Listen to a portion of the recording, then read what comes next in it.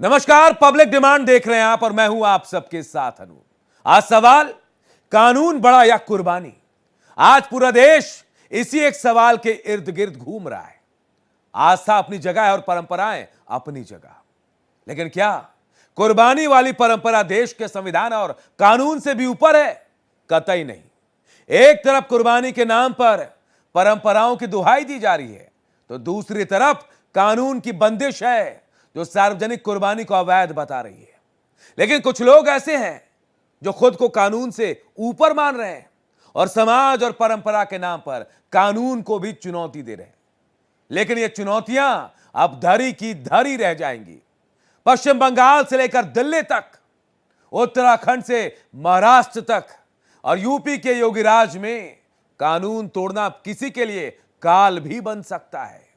देश की सबसे बड़ी अदालत सुप्रीम कोर्ट ने भी साफ कर दिया है कि धार्मिक स्वतंत्रता का अधिकार असीमित नहीं है। संविधान भी राज्यों को गौवंश के संरक्षण का निर्देश देता है, यानी अदालत की गाइडलाइंस बिल्कुल साफ है। तो फिर सवाल उठता है, हर त्योहार से ठीक पहले इस संवेदनशील मुद्दे को हवा आखिर क्यों दी जाती है?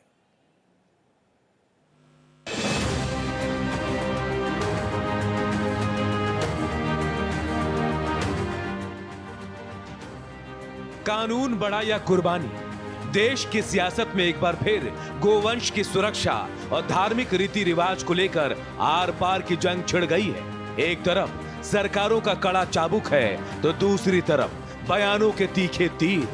मुद्दा तब गरमाया जब महाराष्ट्र में देवेंद्र फडणवीस की तरफ से साफ संकेत दिए गए कि गाय की कुर्बानी या अवैध तस्करी पर सीधे मकोका जैसा सख्त कानून लगेगा।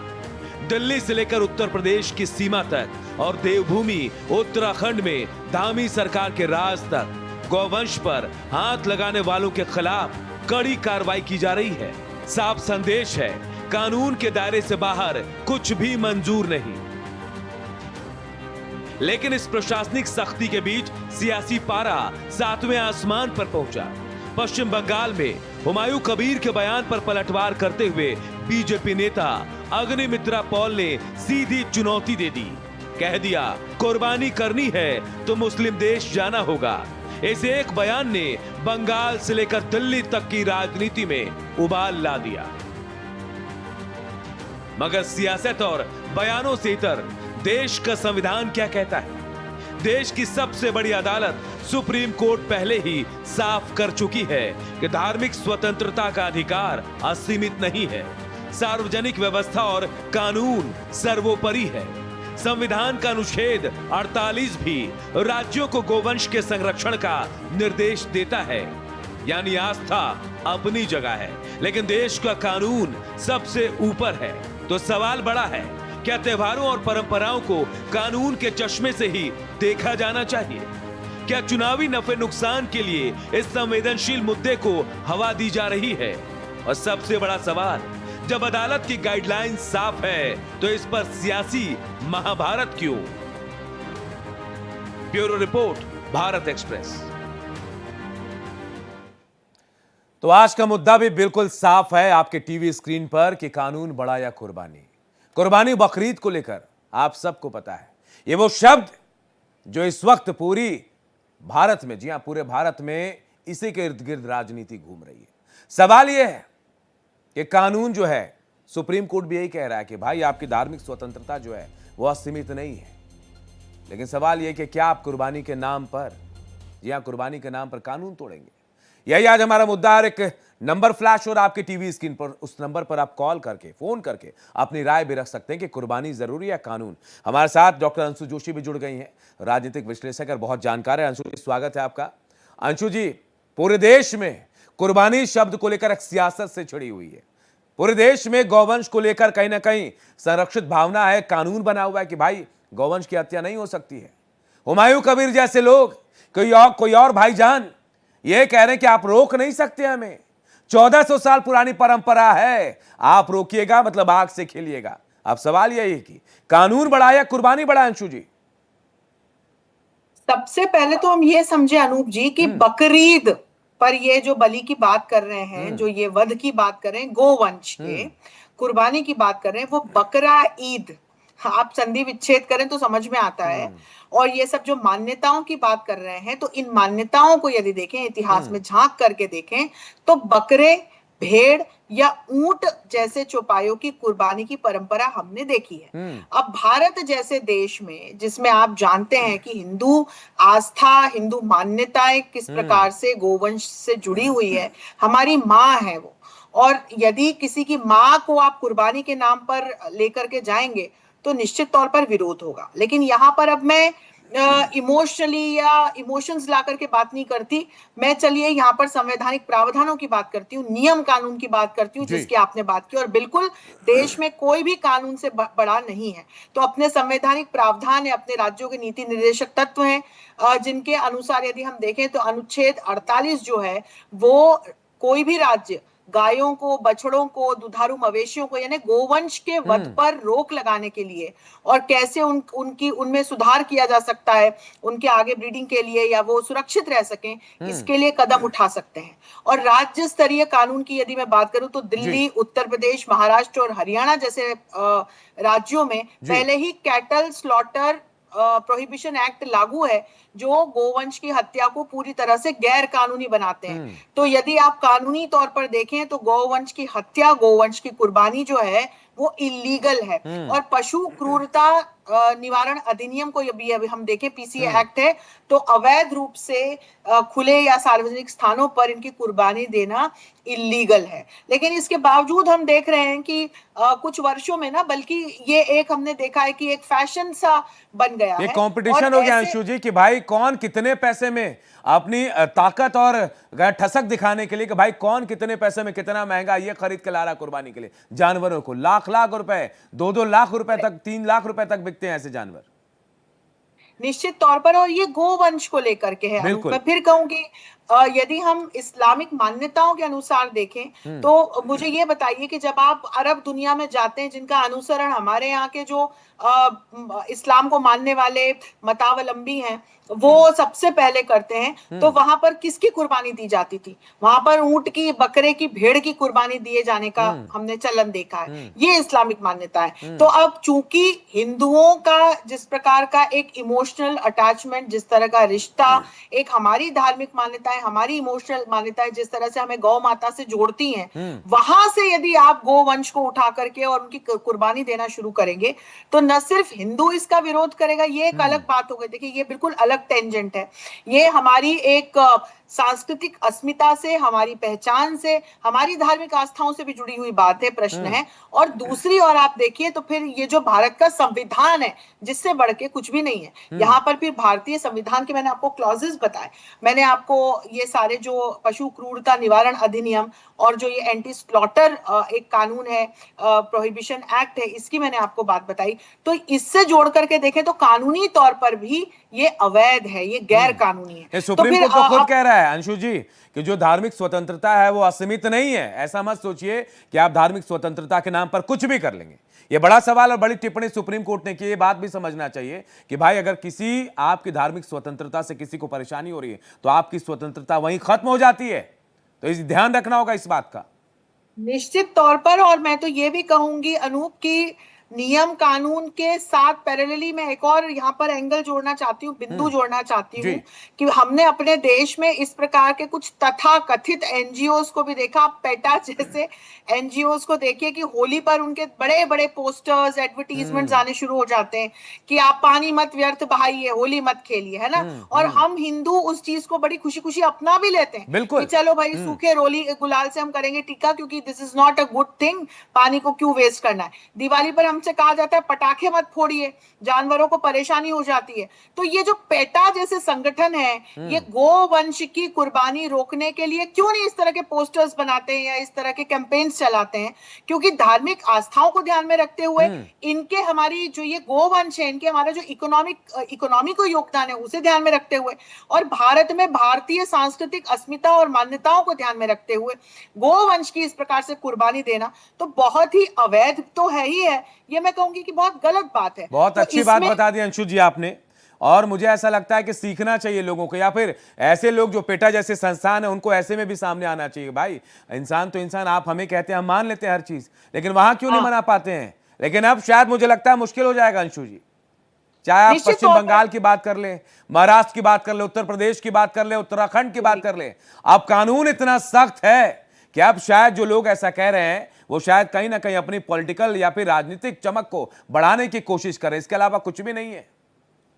नहीं, अब तो बिल्कुल इन तमाम अलग अलग राज्य सरकारों ने अपनी अपनी गाइडलाइंस जारी कर दी हैं, और इसमें मैं दिल्ली को भी जोड़ दूं, आज दिल्ली की तरफ से भी बहुत सख्त गाइडलाइंस आई हैं, जिसमें आप देखें कि बकरीद को लेकर के या गोवंश के वध को या उनकी कुर्बानी को लेकर के सरकार ने साफ कहा है कि सार्वजनिक स्थल पर यदि त्योहार के नाम पर गोवंश की कुर्बानी दी जाती है तो ये बिल्कुल गैर कानूनी है, इस पर प्रतिबंध लगाया गया है, एफआईआर दर्ज हो जाएगी अगर किसी ने ऐसा करने की कोशिश की। और अवैध पशु बाजार और इस प्रकार की जो अवैध तरीके से जो लोग बोली लगा करके गोवंश को खरीद के कुर्बानी की बात करेंगे, इस पर भी सरकार ने कहा है कि बहुत कड़ी कार्रवाई वो करने जा रही है, और गाइडलाइंस का जो उल्लंघन करेंगे उन पे फिर सख्त से सख्त कानूनी कार्रवाई की जाएगी। तो प्रशासन को भी अलर्ट मोड पे लेकर के आई है अलग अलग इन राज्यों की सरकार, और जनता के लिए भी एक एडवाइजरी, एक गाइडलाइन जारी की है, और ये देखना सुखद है, ये देखना अच्छा लग रहा है कि इस प्रकार से सरकार ने जो है अपनी गाइडलाइंस जनता के समक्ष प्रस्तुत की है। सबसे बड़ा सवाल पश्चिम बंगाल को लेकर अंशु जी, कि वहां जिस तरह से हुमायूं कबीर जैसे कोई भाईजान सामने आ जाते, कहते हैं हमें रोक नहीं पाओगे, आग से खेल रहे हो, हम लड़ने को तैयार है। लेकिन आज जवाब अग्निमित्रा पॉल जी ने दे दिया, कह दिया कि भैया आपको अगर कुर्बानी देनी है, नहीं मानिएगा आप तो मुस्लिम देश चले जाइए, हमारा देश तो कानून से चलेगा, संविधान से चलेगा। लेकिन अब लगता है हुमायूं कबीर जैसे लोगों की ज्यादा नहीं चलेगी। कानून संविधान सबको पता होना चाहिए कि देश में सबसे ऊपर है, आप इसके ऊपर नहीं जा सकते हैं। बिल्कुल अनूप, यदि आप देखें तो पश्चिम बंगाल की बात हम ये भी हुमायूं कबीर को हम इस दृष्टि से भी देख सकते हैं कि खिसियानी बिल्ली खंबा नोचे। जिस तरह से पश्चिम बंगाल में वहां की जनता ने टीएमसी के शासन को खुल के नकारा है, जिस तरह से भारतीय जनता पार्टी की सरकार वहां बनी है, और जिस तरह से टीएमसी का जो इतने वर्षों का एक हमने क्रूर शासन देखा था उसका अंत हुआ है, तो ये जो हुमायूं कबीर जैसे चेहरे हैं, ऐसे जो लोग हैं, वो निश्चित रूप से राज्य की शांति को भंग करने का पूरा पूरा प्रयास करेंगे। तो अब जबकि भारत के संविधान को ध्यान में रखते हुए संवैधानिक निर्देश और आदेश जब दिए गए हैं, कानूनी निर्देश हैं ये सरकार की तरफ से, इस पर जब कबीर जैसे लोग टिप्पणी करते हैं, अच्छा लगता है, इनके नाम में कबीर लगा हुआ है, ये कबीर की तरह कुछ तो सोचते, कुछ तो एक्ट करते, और ये काश सोचते कबीर कि जैसे जिस मनोभाव तरह भी से। होते हैं जोशी जी, अंशु जी, मुझे ऐसा लग रहा है। जी अनूप जी, मैं एक सुन कॉलर है, मैं थोड़ा सा रोक रहा हूं आपको, महिपाल लुधियाना से कॉलर हमारे साथ जुड़ रहे हैं। महिपाल जी, क्या लगता है आपको, कुर्बानी जरूरी है या फिर कानून बड़ा है? बाबूजी, कानून बड़ा है। जब तक कांग्रेस है, मुलायम सिंह का मुंडा है, मुसलमान कभी नहीं सुधर सकते। अब तो सुधरने की तैयारी हो गई है शायद। हाँ जी, चलिए, बहुत बहुत शुक्रिया। देखिए, कानून बड़ा है, तमाम लोग कह रहे हैं। देखिए, ये लुधियाना से जुड़े थे अंशु जी, मैं आपसे सवाल यही कहना चाहता था, आपसे मैंने कहा, आप जवाब दे रहे थे, अपने जवाब को पूरा कर सकते हैं अंशु जी आप। मैं यही कह रही थी अनूप कि ये जहां जहां पर हम देख रहे हैं कि ये तमाम जो रीजनल या नेशनल इस तरह की पार्टीज हैं जिनको लगातार जनता नकार रही है भारत की, तो ये कोई ना कोई तरीका ढूंढते हैं एक ऐसा नरेटिव सेट करने के लिए जिसमें ये दो धारी तलवार की तरह उसको इस्तेमाल करते हैं। तो उसमें फिर माइनॉरिटी राइट्स की बात करना शुरू कर देते हैं, उसको अलग अलग एनजीओ के माध्यम से ये लोग ले जाते हैं। आप देखिए अंतरराष्ट्रीय स्तर पर इसमें फिर पेटा जैसे संगठन इनकी सहायता करते हैं, और मैं फिर कहूंगी कि पेटा जैसे संगठन तब गायब हो जाते हैं जब इस तरह से भारत के संविधान को लागू करने की बारी आती है और धार्मिक भावनाओं के सम्मान की बात आती है, पशु क्रूरता के निवारण की बात आती है, तब ऐसे संगठन गायब हो जाते हैं। और होता क्या है कि जब इन तमाम पार्टीज को या इस तरह के ऑर्गेनाइजेशंस को एक गलत छवि का निर्माण देश के रूप में भारत की या किसी राज्य में या ए पॉलिटिकल, देखिए ये एक पॉलिटिकली ड्रिवन एजेंडा होता है, यहाँ पर ये एक रिलीजियस सैनिटी से या सेंसिटिविटी से इसका कोई लेना देना नहीं। क्योंकि मैंने आपको बताया कि यदि आप इतिहास में झांक करके देखें, यदि आप इस्लामिक मान्यताओं को देखें, वो नाम ही त्योहार का बकरीद है, वो गाईद नहीं है, वो तो ये सिम्टम्स मुझे लगता है भारत में बदल गया है। शब्दों का जो खेल है अंशु जी, मुझे लगता है सिर्फ भारत में बदल गया क्योंकि हिंदू ज्यादा है यहाँ पे, और ऐसा लगता है बकरीद को गाइद बना दिया इन लोगों ने यहाँ पे। मैं वही कह रही हूँ, वो ईद उल अधा है, मतलब बकरीद, जी। जिस पर की बकरे की या भेड़ की कुर्बानी दी जाती थी, ऊंट की कुर्बानी दी जाती थी। तो हमारे देश में इस प्रकार का, मैंने कहा ना, दो धारी तलवार, कि एक तो हिंदू अस्मिता, हिंदू सांस्कृतिक जो हमारा एक हमारी जो पहचान है या हमारे जो इमोशनल वहां पर थ्रेड्स आ जाते हैं, उनको तार तार करने के लिए, उनको काटने के लिए, और दूसरा अंतरराष्ट्रीय स्तर पर फिर यदि सरकार रोकेगी कि भाई ये तो गैर कानूनी है इस प्रकार से गौवंश की कुर्बानी देना, तो फिर आप अंतरराष्ट्रीय स्तर पर जाकर के दूसरा रोना शुरू करेंगे, आप माइनॉरिटी राइट्स का रोना शुरू करेंगे, वहां पे आप अपने संवैधानिक निर्देशों की बात नहीं करेंगे, उससे पीछे हट जाएंगे, और उस पे कबीर जैसे लोग धमकी भी देंगे कि अगर आपने हमको रोका तो फिर हम आपको बताते हैं। What do you mean by हम आपको बताते हैं? आप देश के कानून से, देश के संविधान से तो बड़े नहीं है, कोई भी नहीं है। बिल्कुल। और दूसरा, मैं एक और एंगल यहाँ पे जोड़ना चाहती हूँ अनूप, कि ये जो कुर्बानी या जो ये बलि की परंपरा है, जब हम ये बकरीद के त्योहार पर देखते हैं और कितने वीडियोस, कितनी तस्वीरें हमारे सामने आते हैं, और इसीलिए उत्तर प्रदेश के मुख्यमंत्री ने ये कहा भी है, टिप्पणी भी की, दिल्ली सरकार की तरफ से भी आई है ये टिप्पणी गाइडलाइंस में, कि किसी भी नाली में या कोई भी जल स्रोत के पास या सड़क पर पशुओं का, चाहे गौवंश हो या कोई और जानवर जिसकी बलि दी जा रही है, इस प्रकार से खुले में उनका खून या उनके जो बॉडी पार्ट्स हैं उसको फेंकना बिल्कुल गैर कानूनी है। एक तो ये सस्टेनेबल भी नहीं है ना, इससे बीमारियां फैलती हैं।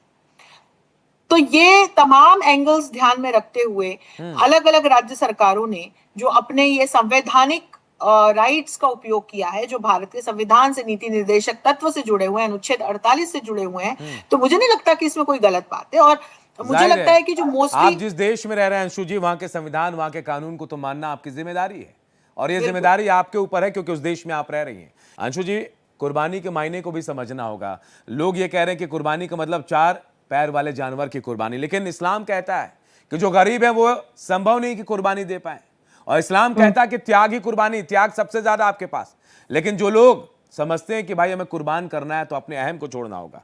इसके अलावा देखिए, क्योंकि आप कुर्बानी दे रहे हैं, पैगंबर का पैगाम अल्लाह तक पहुंचना था कि भाई मैं आपका सबसे बड़ा भक्त हूं, या पे जिस तरीके से, लेकिन वहां तो ना मांस पहुंचता है ना ही कुछ और, तो फिर ये कुर्बानी किस बात की? बिल्कुल आपने ये सही बिंदु इस चर्चा में जोड़ा है अनूप, और ये मैं भी इस चर्चा में रखना चाहती थी कि कई ऐसे लोग हैं इस धर्म को मानने वाले जो कि कुर्बानी नहीं दे सकते, आर्थिक रूप से अक्षमता हो सकती है, उनकी अपनी मान्यताएं हो सकती है, हो सकता है कि वो पशु क्रूरता नहीं चाहते हों, तो फिर ऐसे में क्या करें? तो भाई आप अपने अहंकार की कुर्बानी दीजिए, कुर्बानी देनी है ना, आप अपने नेगेटिव थॉट्स की कुर्बानी दीजिए, आप ऐसे तमाम नकारात्मक अपने पहलुओं की कुर्बानी दीजिए जिससे आपका और दूसरे का जीवन अच्छा हो सके। तो और फिर सबसे बड़ी बात कि जब ये कुर्बानी की बात हो रही है, तो फिर कहूंगी कि जिस अरब दुनिया का अनुसरण हमारे भारत के इस्लामिक मतावलंबी करते हैं, तो वहां पर तो कभी गाय की कुर्बानी दी ही नहीं गई। तो आपको यहाँ पे गाय की कुर्बानी देनी क्यों है जब आपको पता है कि ये हिंदुओं का देश है? मेरा प्रश्न तो ये है कि जैसे हम आपकी सांस्कृतिक मान्यताओं का सम्मान कर रहे हैं, तो क्या आप अपने हिंदू भाई बहनों की सांस्कृतिक मान्यताओं का सम्मान नहीं कर सकते? हमारे लिए गाय क्या है? वो माँ है हमारी। तो आप क्या किसी की माँ की कुर्बानी देंगे? ये भी एक प्रश्न है, ये भी समझने की बात। बिल्कुल। और फिर दूसरा कि जो एक पशु क्रूरता से जुड़ा हुआ या गौवंश से जुड़ा हुआ, जो भारत के संविधान ने अधिकार दे रखा है, जो एक कानूनी बिंदु है, उसको आप फ्लंक करके, उसका उल्लंघन करके आप अवैध रूप से आप कुर्बानी देंगे, तो क्या मैं क्या कहूं कि मतलब क्या ऐसी कुर्बानी को स्वीकार भी किया जाएगा? ये बताइए। यही तो मैं कह रहा हूं कि भाई आप ये समझिए कि ना तो आपकी चीजें पहुंच रही, ना मांस पहुंच रहा है, ना खून, ना ही तकवा जिसे कहते हैं परोपकार या निष्ठा। भाई सिर्फ निष्ठा चाहिए आपकी भगवान के प्रति, अल्लाह के प्रति, लेकिन जिसकी कुर्बानी दे रहे हैं उसका क्या जा रहा है? कुछ नहीं जा रहा है। एक कॉलर हमारे साथ है, नवीन गुप्ता कोलकाता से हैं। नवीन जी, कुर्बानी बड़ी या कानून, क्या लग रहा है आपको? आप खुद पश्चिम बंगाल से जुड़े हैं। कानून बड़ा है। तो फिर आपके यहाँ तो हुमायूं कबीर कह रहे हैं कि रोक लो, हम तो कुर्बानी देंगे। पैसे दे देगा, कानून रोक देगा उनको? कानून बड़ा है। कानून बड़ा है। देखिए, बहुत बहुत शुक्रिया नवीन जी। देखिए, इसी बात का हम जवाब भी ढूंढ रहे थे कि भाई पश्चिम बंगाल से नवीन जुड़े थे। अंशु जी, पश्चिम बंगाल में वो भी कह रहे हैं कैसे दे देगा वो? आप समझिए, लोग तक जागरूक हैं। लोग भी समझ रहे हैं कि कैसे कानून को तोड़ा जा सकता है, लेकिन सिर्फ कुछ लोग अपने निजी फायदे के लिए तमाम चीजें करें। लेकिन ऐसा शायद अब अंशु जी चलने वाला नहीं है शायद अब। बिल्कुल आप सही कह रहे हैं अनूप, क्योंकि अलग अलग राज्य की सरकारों से बहुत सख्त ये दिशा निर्देश हैं। और मैं आपको बोलूं कि जब आप आम ऑन द ग्राउंड जाकर के जनता को देखें तो ऐसे बहुत सारे इस्लामिक धर्मावलंबी मतावलंबी होंगे जो इस बिल्कुल बात को समझ रहे होंगे, वो इन दिशा निर्देशों का पालन भी करेंगे। ये मुट्ठी भर कुछ हैं जो एक विभाजन भी पैदा करना चाहते हैं, गलत नैरेटिव सेट करना चाहते हैं, अंतरराष्ट्रीय स्तर पर जाकर भारत की छवि खराब करना चाहते हैं, और कहीं ना कहीं यहाँ पर अपना एक एजेंडा लेकर के राजनीतिक अपने स्वार्थ सिद्धि के लिए इस तरह की हरकतें करते हैं। एक और कॉलर अंशु जी, किशोरी लाल हिमाचल से हमारे साथ जुड़ रहे हैं। किशोरी लाल जी, क्या लग रहा है, कुर्बानी बढ़ी या कानून? ये लग रहा है महाराज, ये तो सारी बात ठीक है जी, और ये जो हुमायूं कबीर है जी, इसको बोलिए कि नाम तो तूने कबीर का रखा है पर कबीर के बारे में कभी सोचा है तूने कि कबीर क्या कहते हैं? कहते हैं ना किशोरी लाल जी, नाम पे आदमी ढलता है, यहाँ थोड़ा उल्टा हो गया है। हुमायूं कबीर का नाम कबीर जरूर है, लेकिन कबीर की तरह बन नहीं पाया, कुछ उल्टा हो गया। बहुत बहुत शुक्रिया किशोरी लाल जी। जो बात अंशु जी आप कह रही थी वही बात है, कबीर बड़ा अच्छा नाम है, लेकिन कबीर वाली मंशा कभी नजर नहीं आई। एक्सेप्शन जिसको कहते हैं ना अंशु जी, वो हो जाता है, और यही एक्सेप्शन है हुमायूं कबीर। बिल्कुल, नाम में हुमायूं भी तो जुड़ा है, लेकिन तो और कबीर भी जुड़ा है जी। लेकिन हाँ, यदि कबीर के हम मत को लेकर के चलते, उनकी 5% भी भावनाओं मत को आ जाता समझे, तो कुछ और था। बिल्कुल। और ये भारत के संविधान का पालन करने से जुड़ी हुई बात है। हम सब आज इस देश में यदि सुखी जीवन व्यतीत कर पा रहे हैं, समानता का जीवन व्यतीत कर पा रहे हैं, आप और मैं यदि बहुत फ्री होकर के, जो है अभी फ्रीडम ऑफ एक्सप्रेशन को लेकर के भी वो एक पत्रकार ने प्रश्न उठाया तो हम सब बहुत हंसे कि ये एक ऐसा देश है 140 करोड़ की आबादी का, जिसमें कि असंख्य पत्र पत्रिकाएं, प्रिंट मीडिया है, टीवी मीडिया, अलग अलग प्रकार की मीडिया है। इस पे जितना स्वतंत्र होकर हम भारतीय अपने मत को अभिव्यक्त कर पाते हैं, क्या चीन जैसे देश में, पाकिस्तान जैसे देश में या रूस जैसे देश में हम कर सकते हैं? नहीं कर सकते। संभव नहीं अंशु तो जी, ये वहां तो सीधे जेल या फिर पता संभव नहीं नहीं। फांसी के फंदे तक लटक जाएंगे। वहां किसी के बोलने की हिम्मत नहीं। भारत है जहां आजादी है, संविधान से, कानून से चल रहा, आप बोल पा रहे हैं, और किसी और देश में चले जाके बोल के दिखा दे रहे। दुबई में जाके बोल के दिखा दीजिए, कुछ बड़ी बात, पता चल जाएगा इनको। वहां नहीं बोलेंगे, यहीं बोल सकते हैं ये। बिल्कुल, और यही मैं कहना चाह रही हूँ कि ये शक्ति हमें कहाँ से मिली है? ये शक्ति हमें संविधान से मिली है। यदि हमारे यहाँ की महिलाओं को 1947 के बाद से जैसे ही संविधान लागू हुआ, चुनाव हुए, तो उनको अगर मताधिकार प्राप्त हुआ, पॉलिटिकल राइट, सोशल राइट्स मिले, तो किसके दम पर मिले? संविधान के दम पे मिले। आप और मैं यदि irrespective of our gender, caste, class, region, race, अगर हम दोनों समान नागरिक हैं, वो समानता कहाँ से आ रही? संविधान से आ रही। तो वही संविधान इस प्रकार की पशु क्रूरता पर रोक लगाने के लिए एक उसमें क्लॉज है। तो यदि उसकी बात सरकारें करती हैं, लेकिन अब मानना पड़ेगा, अब कानून सख्ती से काम कर रहा है, कानून को भी सख्ती से लागू किया जा रहा है। बहुत बहुत शुक्रिया अंशु जी, आप मेरे साथ इस चर्चा में जुड़े और समझाने की कोशिश की आपने कि भाई कुर्बानी के मायने क्या है। बहुत बहुत शुक्रिया आपका। तो देश संविधान से चलेगा, कानून से चलेगा, और भले कुर्बानी बकरीद में दी जा रही हो, लेकिन सवाल यह है कि जो अवैध है, जो प्रतिबंधित है, वो प्रतिबंधित है, लेकिन अगर इसके खिलाफ गए तो कानून का डंडा भी चलेगा। इस बात को याद करके कुर्बानी दीजिएगा। बहुत बहुत शुक्रिया। देखते रहिए भारत एक्सप्रेस।